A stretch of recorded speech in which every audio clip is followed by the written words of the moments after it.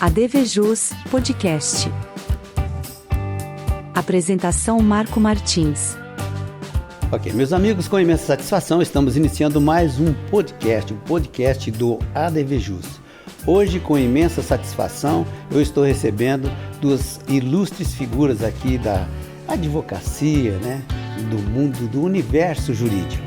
Eu estou recebendo o professor Dirceu Crisóstomo, ele é advogado, procurador aposentado, faz parte do grupo de mentoria, eu costumo dizer que ele é o professor dos professores.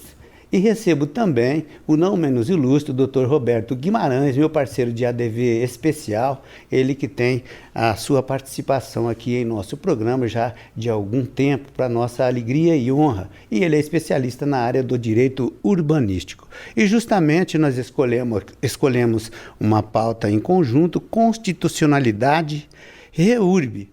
Constitucionalidade e também REURB. Nós vamos falar desses dois temas interessantíssimos. REURB, você sabe, é a regularização fundiária. Eu começo agradecendo a presença do professor Dirceu, já acho que é a terceira aqui conosco no ADVJus, agora em nosso novo estúdio. A primeira, doutor, que prazer te receber. Prazer é meu, grande honra estar aqui com vocês, muito obrigado pelo convite e um prazer hoje aumentado, por estar aqui ao lado do Dr. Roberto, que é essa figura que ensina a todos nós sobre o urbanismo. Um prazer muito grande estar com vocês aqui. Obrigado, Dr. Roberto, que honra, muito obrigado pela presença. Eu agradeço o convite. A honra é toda nossa, minha especialmente, porque fui aluno do Dr. Dirceu Crisóstomo. Daí talvez minha paixão pelo direito constitucional, direito administrativo. É verdade. Doutor Dirceu, nós já trocamos algumas figurinhas em alguma outra oportunidade, a respeito de direito constitucional, de constitucionalidade, da nossa simpatia por alguns ministros, destacando principalmente o ministro Moreira Lima, E eu quero começar, não vou cometer uma inconfidência, nós vamos falar um pouquinho antes do nosso tema sugerido, um pouquinho de direito constitucional. Eu gostaria de uma breve reflexão, o tema eu sei que é bastante amplo, professor. Eu gostaria que falasse assim um pouquinho a respeito da ordem constitucional, do que estamos vivendo, assim, o que está gravitando nesse tema tão palpitante. O que podemos refletir? Olha, você faz uma pergunta que é a pergunta do momento, E ela demandaria, como você mesmo diz, uma resposta de extrema complexidade. Sim. Vamos ficar com algumas dessas vertentes, Primeiro que quando a gente pensa em ordem constitucional e pensa em que o Supremo Tribunal Federal é aquele que faz a interpretação do texto constitucional, estamos vivendo um momento de muita inquietação para todos e especialmente para a advocacia, com mudanças frequentes de jurisprudência, assunto que está na pauta da advocacia, e essas mudanças frequentes da jurisprudência do Supremo Tribunal Federal têm trazido insegurança. Não estou dizendo que isso aconteça com todos os temas e todos os dias, mas tem acontecido e principalmente na área do direito tributário, o que impacta inclusive o desenvolvimento econômico do país e, portanto, o desenvolvimento social do país. As coisas têm desdobramentos e consequências que não se expiram e terminam num fato específico, mas temos também está no ar hoje do Brasil, essa questão da ordem constitucional, como está na sua pergunta, não só o papel do Supremo Tribunal Federal, mas algumas pontuações que acontecem, o enfrentamento quando você tem alguém que de fora do país é dono de uma grande rede social de comunicação e que faz uma afronta ao país, dizendo que não vai cumprir a ordem do Supremo Tribunal Federal, o quanto ele tem legitimidade para dizer que não vai cumprir uma ordem do Supremo Tribunal Federal? A ordem é injusta? A ordem é ilegal? Ele diz que a ordem é ilegal. Bom, se a ordem é ilegal, precisamos descobrir, então, como é que está a construção do pensamento da ilegalidade ou da inconstitucionalidade, como ele vem dizendo, são fatos que todos conhecem, não estou dando nome aqui, mas acho que todo mundo sabe do que eu estou falando. Então, vivemos um momento ímpar na história do com essa inquietação, diria eu, da questão constitucional como pano de fundo. Mas o que é muito bom, com todas essas situações que estão na mídia, nas manchetes dos jornais, tenho comigo que as instituições, eu tive a oportunidade de dizer isso, inclusive no nosso último encontro, não sei se você vai se lembrar, que as instituições estavam sólidas, que as instituições se mantinham seguras, apesar de inseguranças jurídicas. Continuo dizendo isso. Eu me lembro perfeitamente. E eu ia justamente, doutor Roberto, fazer uma colocação, né, para uma reflexão tua também, justamente nesse sentido, né? Nós estamos vivendo um gap constitucional, acho que podemos assim dizer, né? E os desdobramentos nós vamos ter que acompanhar, mas nós não podemos fugir jamais, né, da nossa respeitabilidade, da nossa aquiescência, da nossa tolerância e principalmente do nosso acatamento aos princípios constitucionais, estou certo? Pegando aí um gancho, o que o professor Dirceu vem colocando, com ele aprendi que nós temos um sistema de freios e contrapesos, né? E aí, dentro disso, todo o poder tem lá a função típica e a função atípica, né? E aí, acho que dentro desse contexto, o que me preocupa muito é que as pessoas mais os políticos ardilosos usam esse mecanismo dessas medidas de freios e contrapesos para justamente embarcar lá no Supremo Tribunal Federal juízes não togados, né, cargos políticos, né? Então isso talvez tenha trazido um desequilíbrio, perder um pouco a essência do Supremo Tribunal Federal nesse sentido, né? Mais uma coisa que tem me preocupado nesse contexto constitucional, que precisa ser revisto, é a posição do CNJ, né? Porque o presidente do Supremo, ele coincidentemente é o presidente do CNJ, né? E aí vai cair por terra essa medida de freios e contrapesos, né? De um órgão fiscalizador. Desbalanceou. Fica conflito de interesses nessa história, né? Então, assim, nós estamos vivendo um momento político muito perigoso, né? Que vem desdobrando, vem acarretando essa polarização política, né? Que isso prejudica e muito, né? Que então estão deixando de valorizar instituições importantíssimas dentro, inclusive, do sistema constitucional, que é a própria família. A própria família, para dar voz. Hoje a gente não se discute mais questões de futebol, né? Aquela antipatia do Corinthians e Palmeiras e tudo mais. Hoje a gente discute política, né? E sem muito fundamento, nem fundamento. Então acho que precisa ser revista, está na hora da gente repensar em uma revisão aí, né? Nós temos já uma coxa de retalho no Brasil, né? Que é a Constituição de 88. Doutor Roberto, acho que o doutor Ulisses Guimarães, de vez em quando, ele dá uma mexidinha lá no túmulo. Você já imaginou, né? Imagina. Aquele dia tão bonito que levantou a Constituição e bradou, né? Está entregue a Constituição cidadã. Já pensou? Pois é. Doutor Dirceu, nós estamos falando, evidentemente, aqui de um ponto de vista assim, simplesmente de observação, né, do que vem se passando, mas a gente observa muito caráter ideológico e até fisiológico. Agora falando mais mesmo com relação à classe política, né, a gente vê aí que mesmo aqueles que transparecem estar com uma certa razão, na verdade você vê um background neles lá e também tem um outro interesse revestido naquela sinceridade que está sendo externada. Doutor, nesse sentido, nós podemos vislumbrar alguma luz no fim do túnel? Olha, uma pergunta também difícil. Você está me apertando hoje. Mas perguntas importantes para serem respondidas e refletidas, né? Acho que você usa esse espaço que você tem, o prestígio do seu e a audiência que você tem, uma questão como essa é um momento de cidadania e de reflexão de todos nós. Eu confesso a você que não sou muito esperançoso. Acredito, sempre ensinei isso ao longo do tempo, aprendi isso e nunca consegui vivenciar isso no Brasil. Os partidos políticos são instituições. As ideias estão nos partidos políticos, a ideologia está no partido político e a eleição se faz em torno de nomes de homens e mulheres.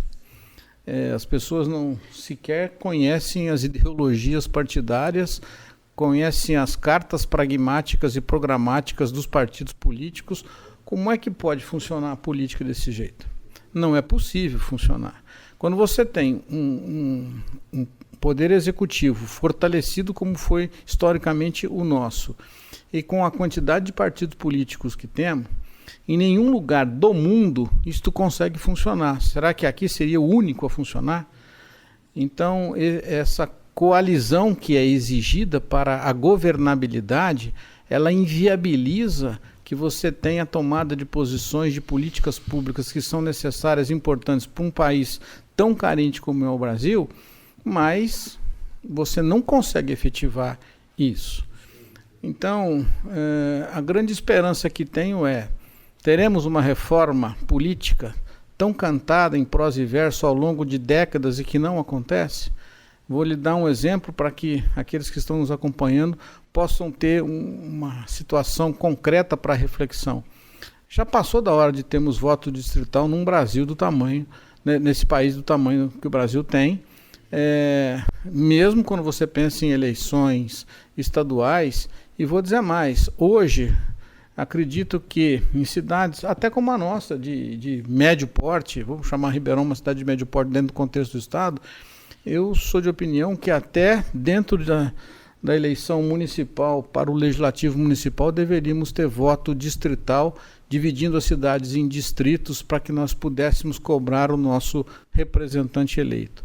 Eu acho que essa é a primeira grande e importante mudança que nós deveríamos implementar no texto constitucional. Nossa, seria uma e aí excelente. Trago isso como bandeira e digo, infelizmente não vejo no fim do túnel a aprovação prazo, disso. Né? Não, é verdade. Doutor Roberto, agora vamos fazer uma pergunta para ele também, né, doutor? Senão fica desbalanceado, como ele mesmo falou, né? Doutor, da ótica do direito, né, é possível constatar inúmeras nuances aí no universo constitucional, né? Nesse sentido, o senhor acha que, principalmente, né, a passividade de dirigentes da OAB relacionada a questões de direito, principalmente do exercício da advocacia, essa passividade pode ser traduzida como uma omissão grave? Gravíssima, né? Gravíssima. A OAB devia ser exemplo para a sociedade, né? Mas existe, inclusive na própria OAB, infelizmente, a mesma política de mau exemplo, né? E eu não quero aqui generalizar, obviamente, mas a instituição em si existe uma má formação, né, na estatutária, que não dá autonomia nenhuma para as subseções, né? A começar do que a gente paga de mensalidade, né? Isso é recolhido para São Paulo, e São Paulo vira uma briga de interesse terrível para conseguir verba para modernizar a própria casa nossa, né? Então começa por aí. Então como é que você pode ter autonomia?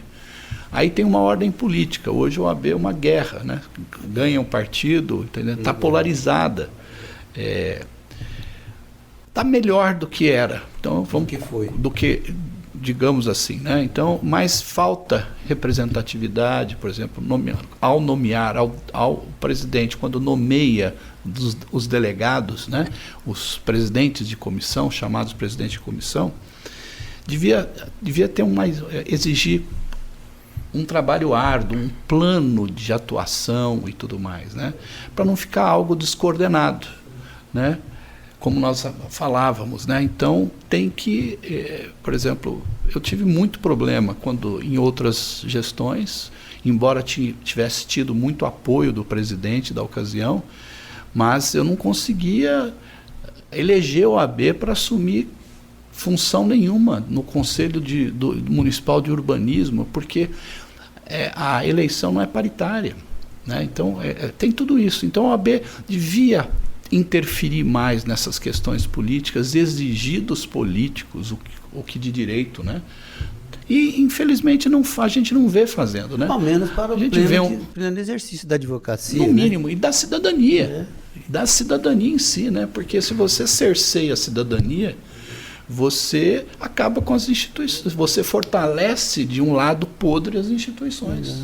Verdade, é isso mesmo, tem razão. Doutor Dirceu, para a gente passar assim, um tracinho, né, nesse assunto que a gente abriu o nosso podcast e efetivamente entrar na questão principalmente REURB, né?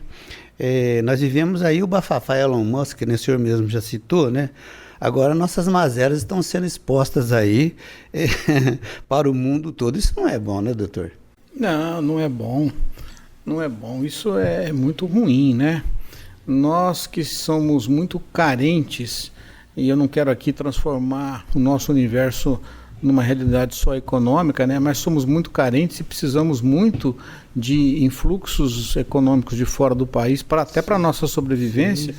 E quando você começa a ser colocado em alguns debates aí internacionais, tive a oportunidade de assistir uma palestra há 15 dias atrás, feita por um cônsul, e ele abordava exatamente isso, né?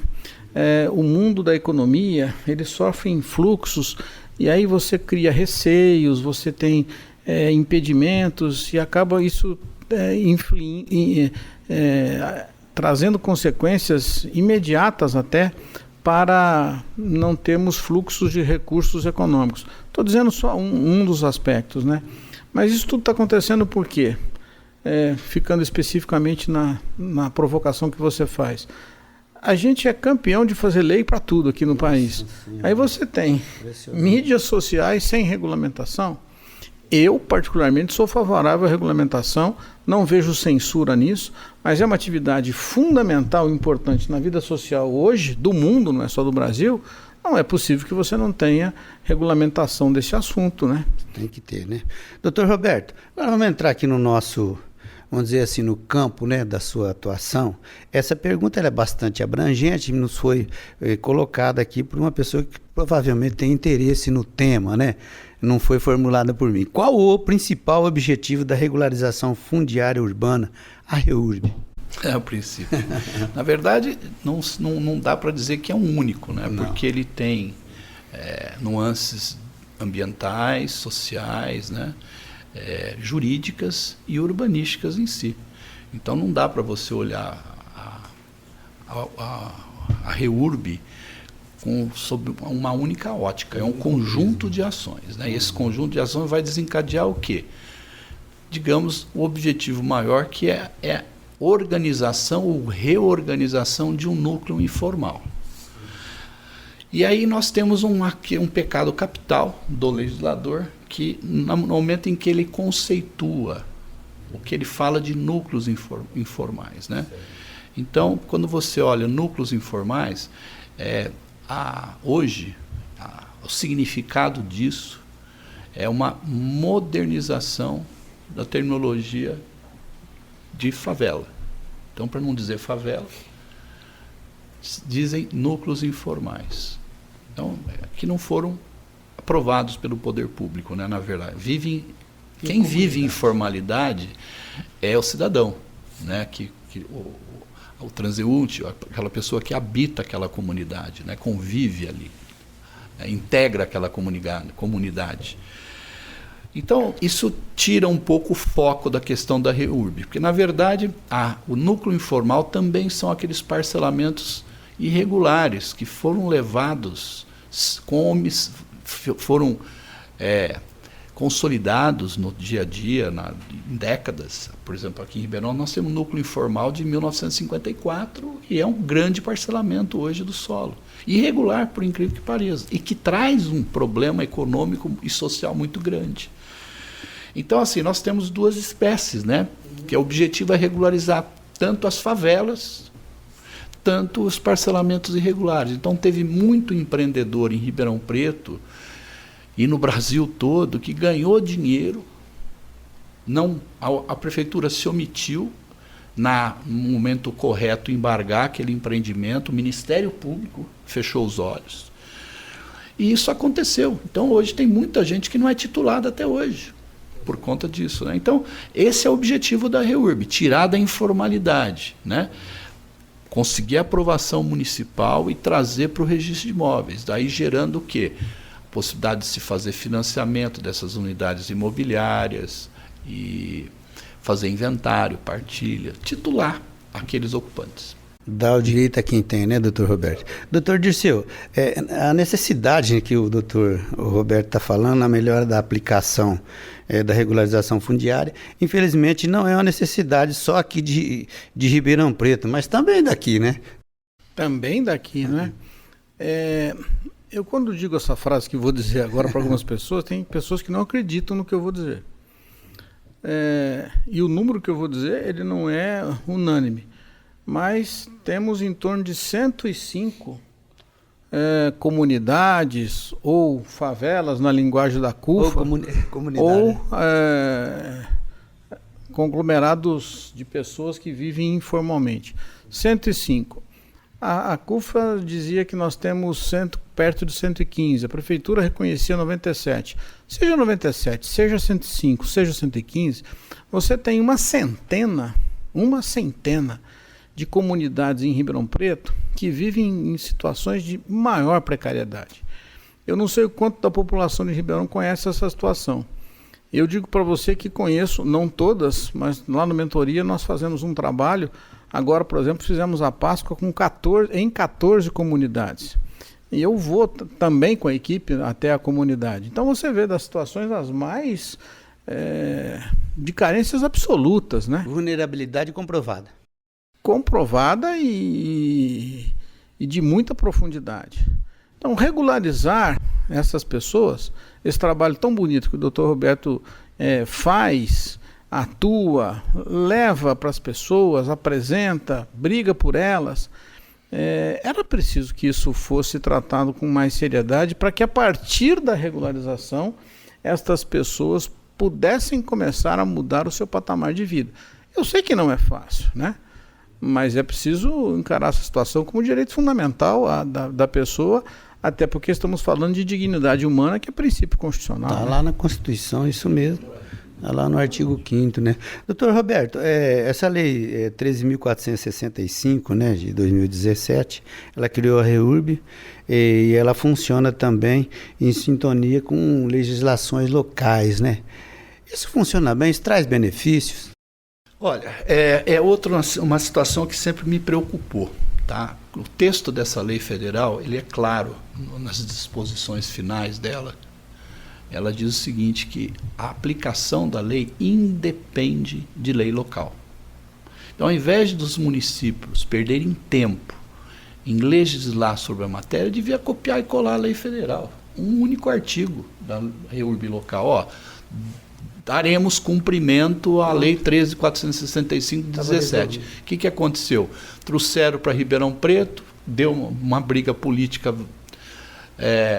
uma lei que foi feita no Executivo, pelos servidores de carreira, e aí é um grande problema, né?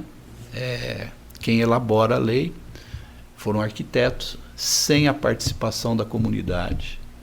Não houve discussão política, é uma lei que surgiu no penúltimo governo. E do nada, foi uma questão imposta. Para vocês terem uma ideia das 3 modalidades de regularização, eu vou apontar uma falha gritante dessa lei. Então nós temos 3 modalidades únicas de REURB, interesse social específico e a questão inominada. Basta comprovar que o parcelamento ou o núcleo informal se consolidou antes de 1979, lei do parcelamento do solo urbano. Não tratou dessa modalidade nominada. Simplesmente não tratou. Quer dizer, a prefeitura, o que acontece? Ao invés de montar 3 cestas, que devia ter acontecido em 180 dias da edição da lei federal, a cesta não existe até hoje. Então é um jogo de empurra gravíssimo aqui em Ribeirão Preto. Eu costumo dizer o seguinte, nós temos 2 convênios que o município deveria ter assinado e não assinou. Cidade Legal, que funciona espetacularmente, que é de São Paulo, funciona junto com o governo do Estado de São Paulo, Secretaria da Habitação, e nós temos o ITESP, que é o Instituto de Terras do Estado de São Paulo, que funciona melhor ainda, tá? Eu tive a oportunidade de trazer esse TESP para palestrar aqui na OAB. Foi um único servidor público da prefeitura, sabe? E aí, o que eu digo é o seguinte, por que patinam? Terceiriza isso, eles fazem gratuitamente, sem cobrar absolutamente nada da cidade. Não existe contrapartida. E aí eu me pergunto, será que a OAB não está na hora da gente pedir a intervenção parcial no município de Ribeirão Preto para obrigar o município a terceirizar esse serviço? Conclamar os empresários para que deem suporte econômico para isso. Existem as medidas mitigatórias que a gente pode impor aí para as construtoras, lógico, um pool de construtoras, mesmo as que vieram de fora e estão investindo em Ribeirão Preto, né? Destine aí 2% do valor geral de vendas do empreendimento, você resolve Ribeirão Preto. São José do Rio Preto fez isso em um ano. Ele solucionou 80% do problema habitacional, né? Então, o que eu vejo é o seguinte, é ser mais realista que o rei. Ao invés do município, dos servidores, que deveriam ser e não estão sendo responsabilizados, eles deviam entender que é um dever, é uma obrigação do município promover, e não podem agir com discricionariedade, porque é ato vinculado. Tem um problema, tem que enfrentar, né? E isso está gerando um mercado imobiliário que eu chamo de negro. Hoje tem gente ganhando dinheiro daquela pessoa que mora nesses núcleos. Instala-se milícias. Nós estamos vivendo uma Rio de Janeiro em Ribeirão Preto e ninguém está percebendo. Então, o problema é mais grave do que a gente imagina. E eu não consigo entender por que não se bota o dedo na ferida em Ribeirão Preto. É porque fechar os olhos é mais fácil, doutor Roberto. Doutor Dirceu, justamente, praticamente redundante eu repetir isso aqui, mas eu quero te fazer uma colocação no final. Quando a gente olha ali o lado social e foca principalmente a população de baixa renda, né? Nesse caso, o poder público é o responsável pela implantação da infraestrutura. Isso nem sempre acontece. O que eu gostaria que o senhor... Isso é falta de vontade política? É falta de condições? Ou é falta do quê, doutor? Eu tenho uma convicção pessoal de que a falta de vontade política é a característica que marca as consequências que a gente vivencia. Eu não estou fazendo crítica ao prefeito A, ao prefeito B, à gestão A ou à gestão B, porque eu acho que há uma sequência de falta de vontade política em muitos assuntos na cidade de Ribeirão Preto para serem resolvidos. O Dr. Roberto trouxe exemplos aqui de outros municípios que encararam o assunto e resolveram. São José dos Campos também. São José dos Campos. São José dos Campos é outra cidade também que enfrentou essa situação e encontrou soluções de alternativas. Então, se é possível fazer em mais de um município, como o Dr. Roberto está colocando, também é possível fazer aqui. Podemos fazer de modo diferente, podemos ter mais problemas, então vamos gastar. Mas é possível. O que não é admissível é não o enfrentamento da situação. Isso é o grande e grave crítica que temos que fazer. Aliás, omissão é crime, né, doutor? Doutor Roberto, parece que não parem aí dúvidas, né? Quem são os legitimados para promover a REURB? A lei tem um artigo específico que trata disso, né?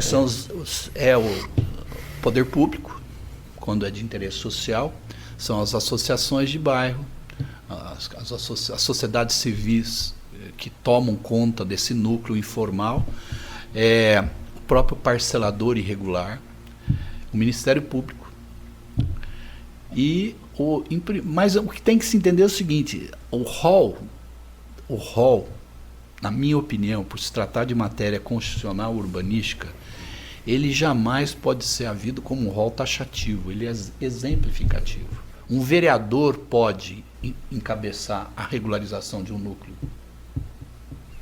Certo? Então, essa situação de querer legitimado, se soubesse, quando você postula, roga ao município, através de um expediente administrativo, para que ele promova a regularização fundiária, ele chega, inclusive, a a indeferir sumariamente o pedido,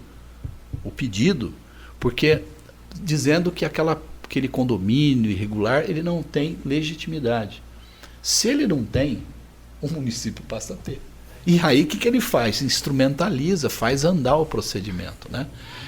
E por incrível que pareça, só para pegar um gancho, que eu acho um dado importante, eu esqueci de incluir, o grande problema é o seguinte: além dos 105 núcleos informais, que pode ir a 115 ou reduzir a 97, como a prefeitura fala, que isso pouco importa, o fato que existem, o grande importante é o seguinte: se nós temos 90 núcleos urbanos informais, nós estamos considerando aqueles de interesse social, que a regularização tem que ser promovida pelo governo municipal, ponto.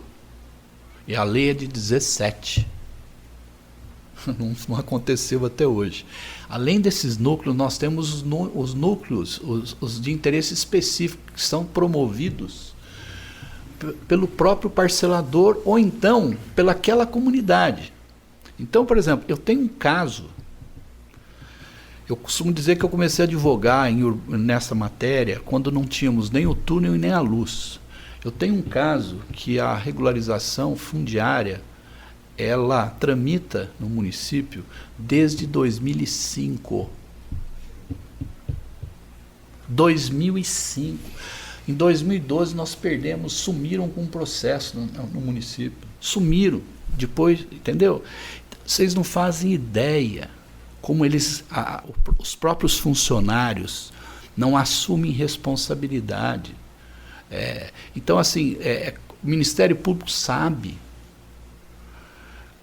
Os núcleos informais, que passam de 300 em Ribeirão Preto, aconteceu em 2002, quando o titular do 2º Registro de Imóveis assumiu, ela listou no cartório todos os núcleos irregulares e representou ao corregedor permanente. O corregedor permanente envolveu o Ministério Público, surgiu um inquérito civil mãe que desencadeou uma ação civil pública mãe, que eu chamo de mãe, e aí outros tantos inquéritos civis filhos para tratar de cada núcleo. Pergunta se eles terminaram. Perguntar para o Gasparzinho, né, doutor Dirceu? Doutor, eu tenho cá para mim que, evidentemente, na elaboração de um projeto de regularização fundiária, com todas essas exigências técnicas e, inclusive, documentais, né? Esse tipo de procedimento exige um profissional mais que especializado. Estamos falando de um profissional de quilates. Eu estou certo, doutor? Está certíssimo. Na linha do que o doutor Roberto falou, eu vou acrescentar o seguinte: ele citou aqui, são 300 núcleos informais que foram listados pelo cartório, não aqueles de interesse social. Todos. Então, veja, se eu ficar nesse 100 de interesse social, estima-se 40 mil pessoas, 47 mil pessoas morando nesses núcleos. Se você acrescentar mais 200, que o doutor Roberto traz aqui como número, quantas pessoas em Ribeirão vivem na informalidade? Seja de núcleo de interesse social ou não. Bastaria dizer isso para que nós tivéssemos no município um destaque disso na estrutura orgânica da Secretaria do Planejamento ou em outra que se montasse para cuidar especificamente disso. Nós estamos falando de 50, 60 mil pessoas na cidade, portanto nós estamos chegando perto de 10% da população que vive em núcleos informais. É muita gente. Meu Deus, mas é muita gente mesmo. Então, doutor Roberto, o senhor já deu até um start, né? Mas essa pergunta estava aqui e eu achei ela tão pertinente que eu vou fazê-la, né? O senhor considera satisfatório o nível de conhecimento dos serventuários, de conhecimento, para lidar com a questão da regularização fundiária? Não. Eles não têm, além de não ter intimidade com a matéria, uns têm má vontade. Isso eu colho, são coisas que eu estou dizendo no meu dia a dia. Então, uns são muito empenhados, outros não se empenham, não têm a menor vontade de resolver o problema, e aí eles ficam criando pelo em ovo, eu costumo dizer isso. E tem rotatividade? Muita rotatividade. É uma dança de cadeiras. E voltando, principalmente na questão do interesse social, eles entendem, por exemplo, que favela não pode ser regularizada, tem que passar um trator, tem que demolir tudo e dar moradia digna, ao invés de enfrentar aquele problema. Está entendendo? Só que não tem moradia. O déficit habitacional em Ribeirão é muito grande. Falar é fácil, né? Outra coisa, eles deslocam, eles têm, por exemplo, tem muito núcleo, parcelamento irregular do solo, que não é a favela, mas é um parcelamento irregular, antigo. E aí é interesse social porque pessoas que moram nesse local não atingem a quantidade de salários. Não ganham mais do que não ganham mais do que 5 salários. Então eles são classificados, esses núcleos, como interesse social. Não é favela, mas é um parcelamento irregular. Aí a briga, a discussão jurídica lá na prefeitura é se 70% daquela população é de baixa renda ou não, para que o município tenha que assumir o compromisso de urbanizar aquele núcleo. Então, as brigas que acontecem, as discussões e que postergam demais a solução dos núcleos, são essas. É a exacerbada discricionariedade que o servidor se lança para postergar a regularização, para não enfrentar o problema. É complicado, né? Doutor Dirceu, dizem que a principal inimiga da agilidade é a burocracia, né? Nesse sentido, acho que ainda é preciso melhorar um pouquinho, né? Nesse sentido, não é isso? Porque quanto mais agilidade tem, quer dizer que vai trazer muito mais conforto, muito mais tranquilidade a quem busca aquela regularização, não é por aí? Eu vou voltar ao princípio da dignidade humana, né? Quem de nós, no Brasil, isso é muito forte, em alguns lugares não, e talvez para as próximas gerações não. Mas ser dono do seu pedacinho de chão, onde você pode se abrigar com a sua família, isso é um sonho, né? O famoso sonho da casa própria. Nós estamos falando disso, regularizar aquele pedacinho de chão das pessoas. Isso é fundamental na nossa convivência social. É disso que nós estamos falando aqui, né? Para a partir daí, por exemplo, há programas, o doutor Roberto me ensinou isso, né?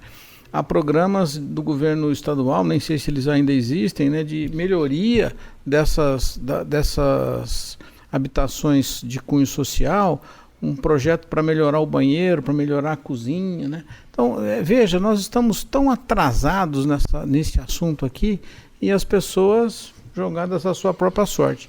Se nós tivéssemos um órgão próprio, com pessoas capazes, o Dr. Roberto fez aqui uma candente reclamação da falta do desserviço público para esse assunto. Então, é preciso que a gente se organize. Agora, burocracia às vezes é sinônimo de poder, né? Eu crio caminhos burocráticos para manter o poder na minha mão, né? Porque depois da solução. Isso infelizmente é uma realidade brasileira. Não é só brasileira, mas é uma realidade brasileira. Né? O doutor Roberto, aí na conclusão ali do processo de REURB, né, praticamente estamos já vencidos aqui em diversas etapas, né? Chegamos na fase registral.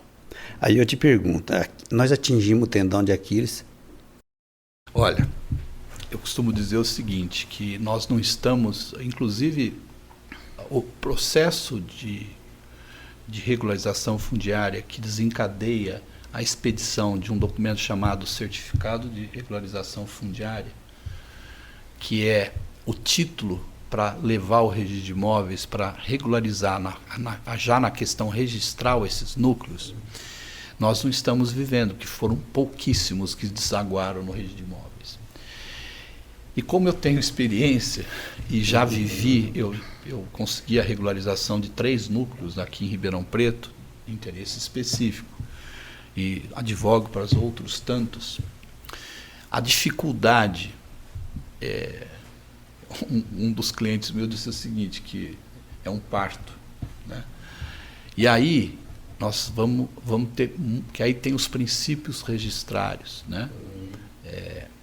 E nós não temos precedentes jurisprudenciais, porque tem poucos casos, entendeu?